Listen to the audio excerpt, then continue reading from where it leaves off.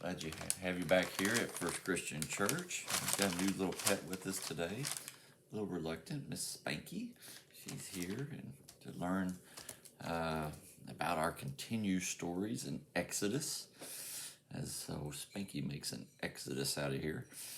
And last week in our class, we learned about the Red Sea and Moses parting the Red Sea so that the Hebrews, as they were escaping Pharaoh's army, were able to cross on dry land. And then when Pharaoh's army entered into the Red Sea chasing after them, the water came down on them and was able to wipe out the whole army.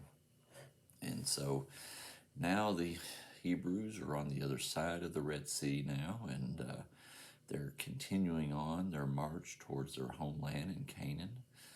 And they, of course, it's still kind of a desert area, very dry, and the people started complaining because they didn't have enough water and complaining to Moses. And they came onto some ponds and stuff like that where there was water, but it was very bitter and couldn't be drunk.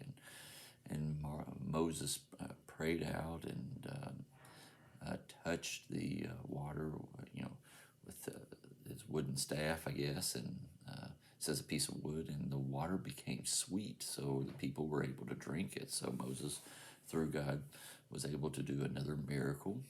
And then suddenly, as they're entering what's called the wilderness of sin, that's the name of a place, not the behavior. People were getting hungry, and they cried out for food, and Moses cried out to God, and because of that, God told Moses, for 6 days out of the week, I will rain manna from heaven, manna being bread. And that in the mornings, the Hebrews will be able to go and gather their bread, and at afternoons they would be able to find meat. But God said, I don't want them to take any more than what they need for the day. It was a bit of a test, and they weren't supposed to gather like 2 days worth, except on the day before the Sabbath. They could get 2 days worth because it would be no bread or meat that particular day or rain down. So that's what God did. They woke up the next morning. There's this manna, this bread laying all around, and people were gathering it. And unfortunately, people didn't want to obey the rules. They were trying to get greedy and took more than they need. And for those, God brought worms on the bread, and who ate it. It was really gross. And so after that, people started realizing, okay, we need to follow God's word and just take what we need and no more. And then on the sixth day of the week, they took 2 days worth, as instructed, of bread and meat. And sometimes you'll hear that phrase, manna from heaven. Well, it comes from this story here in Exodus, chapter 16. And that's where the origins of that story are. And so, and as we will learn, this manna from heaven went on for 40 years. Imagine eating the same thing for 40 years, man, it's rough. But anyway, they moved on to a place called Horeb. And they were without water again, and the Hebrews were complaining to Moses again, which he got I'm sure they got very old. And Exodus tells us a story. Actually, this story appears in 2 places. It's in Exodus and in Numbers. Numbers gives us a little bit more details about it, but apparently God had instructed Moses to touch this rock and that it would split open and water would come from it so they could drink. Well, apparently Moses got a little frustrated with the people, and Moses struck the rock with his cane a couple of times, and in a way that God didn't like, didn't appreciate, and he was a little upset with Moses because he got frustrated. But water did gush out of this rock, and the people then had water to drink, and they were happy. But God was a little upset with Moses because he didn't follow his instructions on it. And in the book of Numbers, it tells us that as punishment to Moses, that he and his brother Aaron would not be able to enter into the promised land there in Canaan. That they would essentially die before that time came. And so, in any event, it's interesting, this particular rock that's supposed to have split and water came out of it. It's possible we know where that rock is. And here are some pictures of a rock that was found where close to a mountain, which some believe to be the Mount Sinai. We're not quite sure where Mount Sinai is. We're going to talk about that in a second. But this rock is very close, and it meets the description, so it's interesting to look at it. Maybe it is, maybe it isn't. We don't know. But you can see where water did come from that at one time in that area where the rocks are smooth. So anyway, people started moving from that area, heading towards Mount Sinai. And the Hebrews were attacked at this point by a group led by a guy by Amalek. And so there was a bit of a battle here.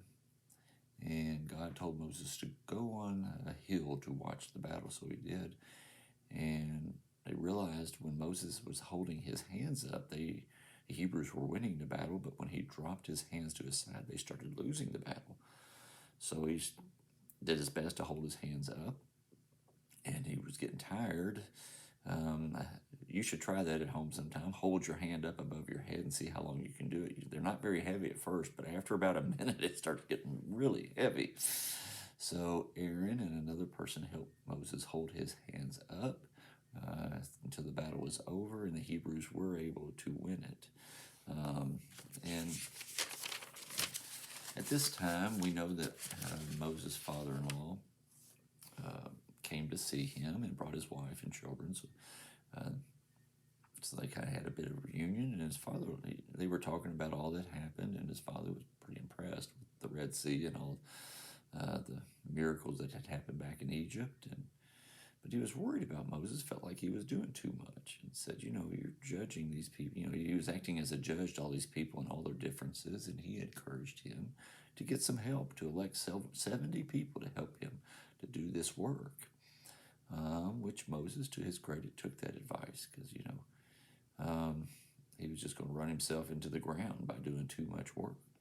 And so Moses found some people, and God blessed them and inspired them so that they could be good judges with people when they take the smaller cases, and the bigger ones could still come to Moses. Well, as they move on at this time, they come to Mount Sinai. And again, this is the same mountain where God called Moses out of the burning bush to go to Egypt. And God told Moses, I'm going to bring smoke upon this mountain, and I want you to climb up there and come to talk to me, but no one other than you. And you and your brother Aaron. If anybody tries to come up, they will surely die if they, even get so close to the smoke. And sure enough, that's what happened about that. This big cloud of smoke descends on Mount Sinai. And then as Moses went up, and when God would talk to Moses, it would sound like thunder to the people below, and it was kind of scary. And during this time, God told Moses all the rules that he wanted all the people to follow that were really important. And some of those rules he put on 2 stone tablets, and he put 10 specific rules. He gave Moses more than that, but he gave 10 rules, 10 really important rules that we call the 10 Commandments, and he wrote it in the 2 tablets are said to have been written with God's finger, the very hand of God. And the 10 Commandments that he gave him were as follows. I am the Lord your God. You should have no other gods but for me. Number 2, I don't want you to worship any idols or any false gods. Number 3, do not take the Lord's name in vain. Do not use my name in a bad way. The 4th one, remember the Sabbath day and keep it holy. At that time, the Sabbath day was on Saturday. after Jesus' crucifixion on a Sunday, Christians treat Sunday now as the Sabbath day. But whichever day is the Sabbath, we need to keep it holy and remember God on that day. Number 5, honor your mother and your father. Very important. And number 6, do not murder. Notice honor your father and mother was higher on the list than do not murder. So that's pretty important out there. So make sure you're honoring your mother and your father. And also, don't murder people. That's super illegal. And don't steal. Number 7, do not steal. Don't commit adultery when you get married. Don't lie. That's number 8. Number 9, don't be jealous of what your neighbor has. It's called coveting. We don't want you to do that. Be satisfied with what you have, what God has given you. And I believe that's all the 10 of them. I think I've run through them there. And again, there were other rules that God, we won't get into those at this time. The 10 Commandments, those are pretty important. I want you to focus on those at those times. And next week, we're going to learn what happened when Moses came down from Mount Sinai holding those 2 tablets. You are not going to believe what Moses saw. It absolutely blew his mind, and how he reacted is also very interesting. So you're not going to want to miss that. So for our workbook, I want you to work on pages 141 through 143. You're going to learn about the dictionary that the Bible has and how to use that. And for our lesson today, the part that I want to take out is when Moses' father-in-law came and told him that, you needed to get people to help him. You're trying to do too much. That's a lesson for me, because sometimes I want to do it all myself. I don't want anybody to help me. I want to just solve problems with myself and by myself, and that's not always healthy. God sends us helpers to work together to solve problems, and we need to let people help us when there's just too much or a problem is overwhelming. Good Christian brothers and sisters will be there to help you through and to help through some of those responsibilities. So don't hesitate to ask when you need help. Just like Moses took the advice of his father-in-law, I hope you'll take mine. When you need help, ask for it and accept it. And until next week, I hope you have a wonderful week, and I hope God blesses you in everything you do. Goodbye.